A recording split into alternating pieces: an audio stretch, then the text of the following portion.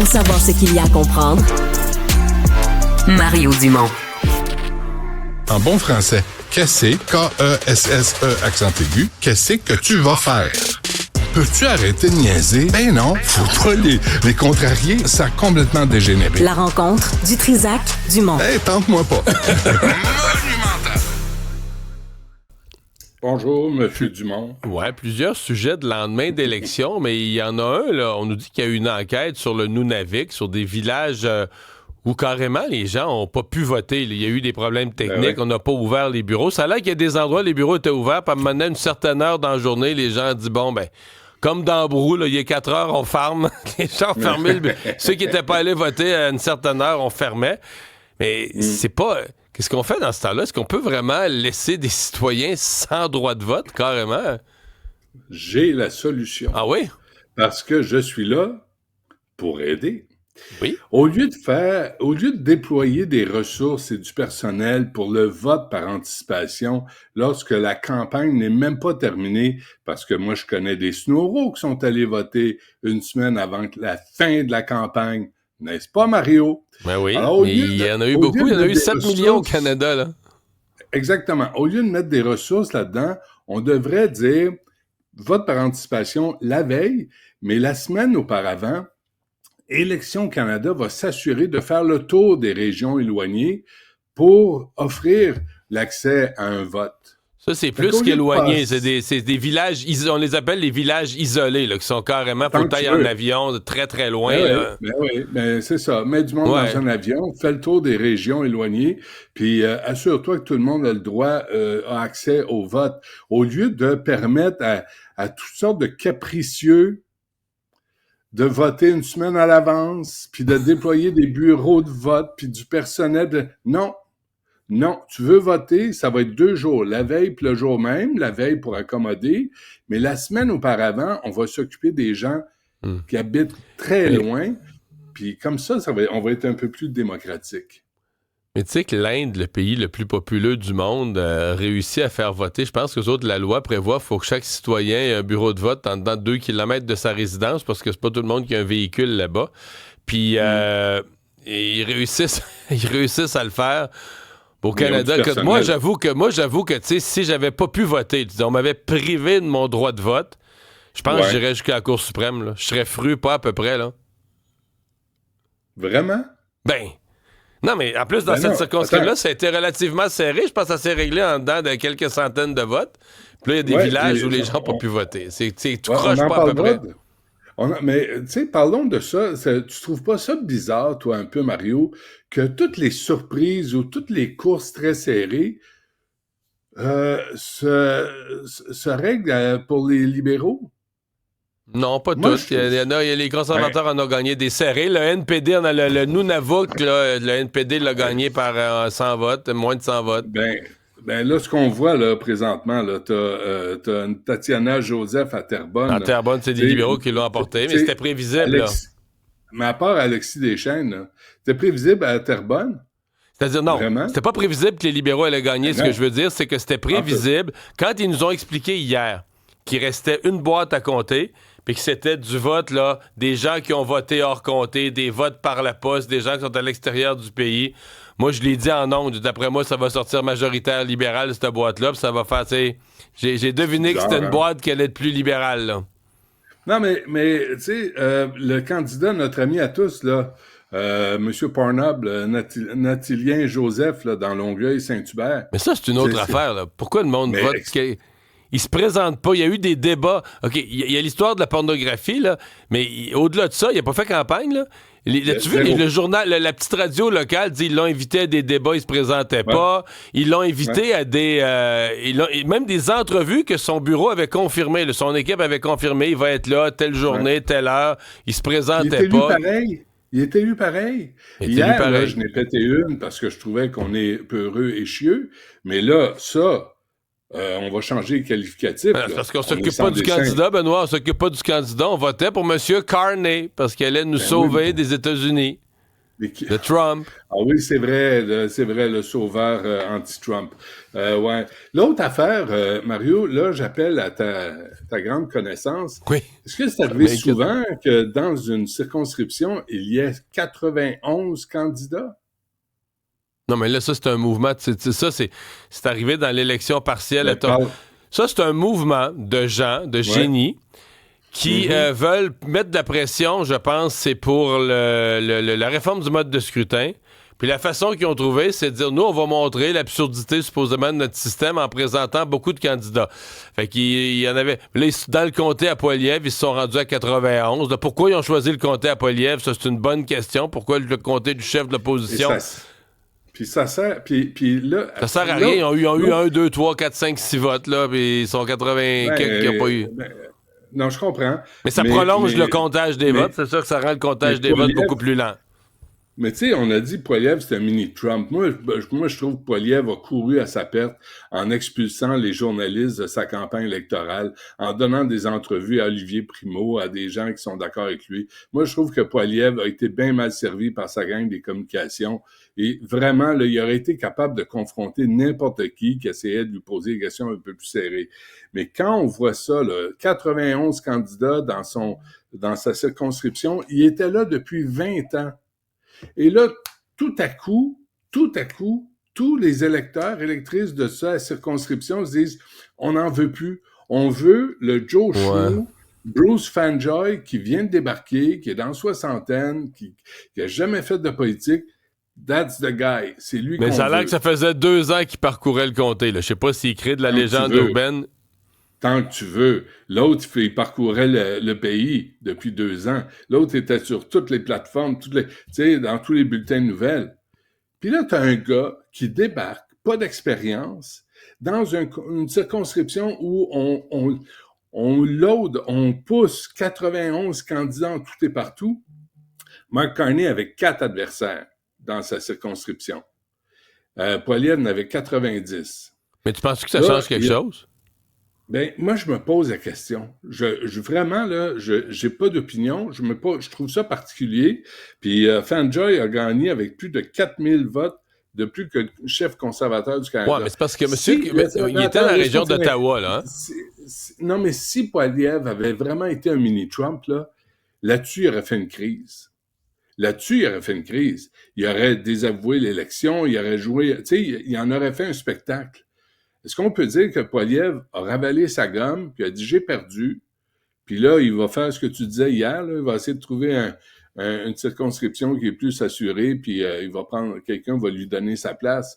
Mais est-ce qu'on peut souligner le fait qu'il n'en ait pas fait un spectacle de cette situation-là? C'est vrai. Mais Benoît, si 90 clowns se sont présentés, mais pas 90, il y avait un NPD, il y avait un libéral, il y avait, mettons, le 85 clowns, là, les gens qui ont juste mis leur nom sur le bulletin, est-ce que ça témoigne pas que c'est un petit peu... Quand tu te mets ton nom sur le bulletin et tu as 2 votes là, sur 100 000, là, est-ce que ça témoigne pas que tu as laissé n'importe qui se présenter, que c'est trop facile de se présenter, qu'on devrait remettre peut-être un dépôt, un nombre de signatures plus grand, mettre un certain encadrement pour que... Je veux dire, c'est comme un jeu. Là, eux autres, ils veulent prouver que le système canadien là, est pas bon, mais dans le fond, ce qu'ils prouvent, c'est que c'est trop facile d'être candidat dans un comté. Puis ça coûte quelque chose, là, imprimer les bulletins de vote, puis tout ça. Puis, est-ce que c'est normal de laisser les gens jouer avec la démocratie comme ça? C'est ça la question que je pose, là. Ben, as-tu vu le bulletin de vote comme tel, physiquement? Là, il devait avoir, je sais pas combien de long, là. Ben oui, c'est comme les vieilles feuilles d'IBM des années 70 non, c'est ça. Qui sortaient de l'imprimante. C'est ahurissant, là. Quelqu'un qui est un peu mélangé vient voter pour... écoute, t'as une liste de papiers. Il y a quelque chose, moi, qui me fatigue là-dedans. Puis, tu sais, c'est pas moi qui est monsieur Parti conservateur, mais ça... En termes de démocratie, en termes de travail d'Élections Canada, 1, qui assure pas le vote dans les régions éloignées, puis 2, qui laisse n'importe qui voter, se présenter plutôt, sans conditions, sans règles, puis 3, laisser n'importe qui voter avec un masque ou une plume dans le péteux. Il me semble que là, il faudrait revoir et le vote par anticipation, alors qu'il n'y a aucun cadre financier qui avait été présenté, il faut s'en rappeler. Il me semble que ça serait l'occasion pour quelques revoir des règles, ouais.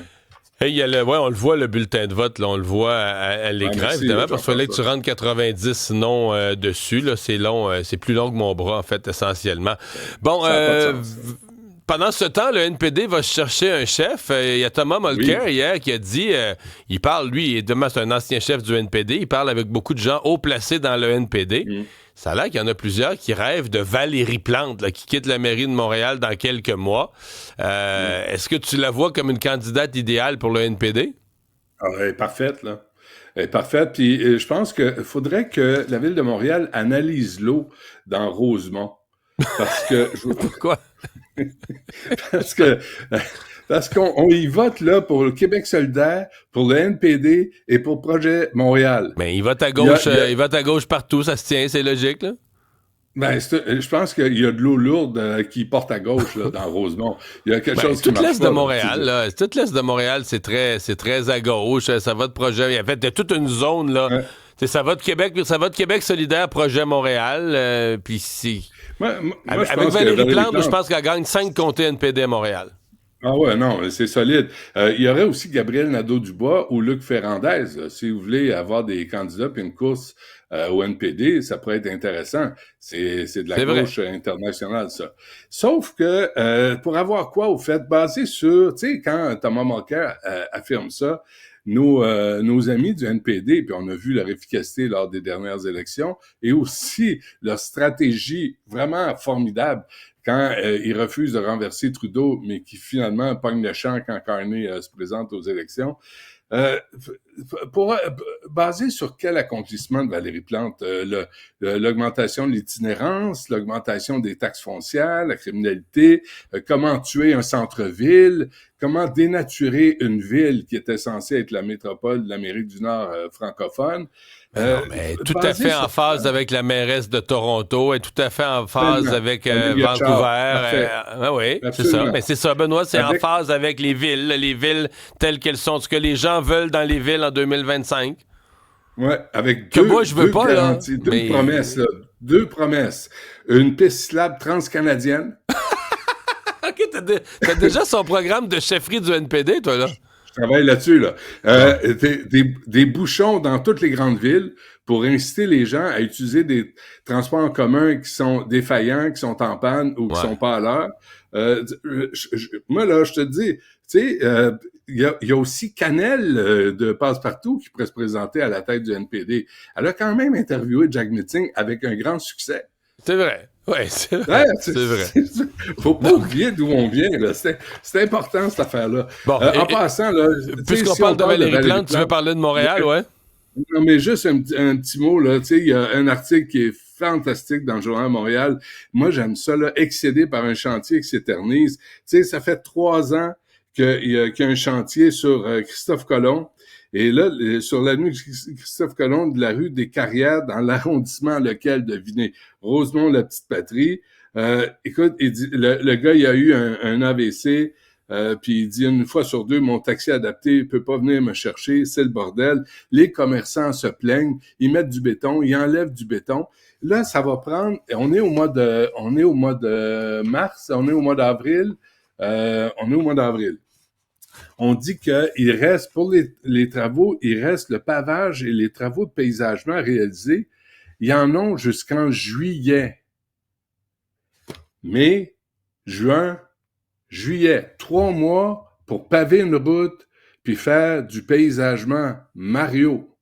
Voilà, et là, on se dit, la mairesse, Limoges, là, l'autre incompétent, là, le maire de Rosemont et Projet Montréal, vous voulez ça à travers le Canada. Vraiment, là, cette grande efficacité. Parce que les travaux, là, ça a été compliqué. Il y a eu des coupures d'eau. Écoute, la complexité des travaux à la réaliser, dont l'ajustement de certains éléments préfabriqués. Mon Dieu! Un bout de rue, 3 ans. Félicitations. Allez, prenez-la. Ben moi, j'ai vu la photo. La fin de son mandat. Ouais. Mais j'ai vu la photo que le monsieur fournissait, là, puis moi, tout est convaincu parce qu'on voit très bien qu'il y a un lieu, il y a une place pour aller passer les vélos. Oui, le reste, là, les personnes, garde, il y a une place pour les vélos. Tu passes à pied, mais tu passes... Bon, le reste, Ouais, lui a sa canne.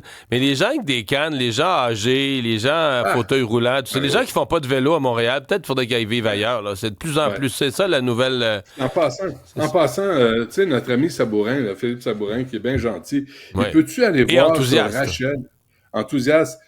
Sur le plateau, sur Rachel, ça fait des semaines qu'il bloque Rachel. Ça crée des bouchons infernaux sur Rachel, en direction ouest. Parce que sur une rue transversale, ils ont rétréci la rue, ils ont agrandi les trottoirs, ils sont en train de paver. C'est hallucinant. Je passe là à contresens chaque matin. Il y a une file, ça dépasse Frontenac. De Papineau, ça dépasse Frontenac. Puis là, parce qu'ils font des travaux sur une rue transversale, ils ont fermé Rachel. Ils sont où les inspecteurs d'Immobilité Montréal? Les exemples, là, je suis sûr que les auditeurs qui nous suivent en auraient à envoyer comment ça marche pas, comment les chantiers bougent pas, et là, ça recommence là, avec le printemps. Je veux dire, prenez-la, Valérie Plante, prenez tout Projet Montréal, envoyez ça au NPD, pour l'amour du ciel, libérez-nous des gauchistes. Mais tu sais, tu dis, ça apparaît, les chantiers, là, le printemps, on le sent, ça pousse, les cônes poussent. Moi, je regarde tous mes trajets, là, qui allaient pas si mal, là, les cônes poussent partout, puis des rues parallèles fermées, puis on est reparti comme les autres années. Ça crée des bouchons, c'est sûr. Tu ramènes des 3 voies de large à une voie pour rien, personne ne travaille, mais tu bloques la rue, ça crée-tu des bouchons? Hier, il y avait un bouchon en face, moi je vais prendre le pont Jacques-Cartier, un bouchon en face du parc La Fontaine. Il est 2h15 de l'après-midi. Comment ça, il y a des bouchons en plein après-midi?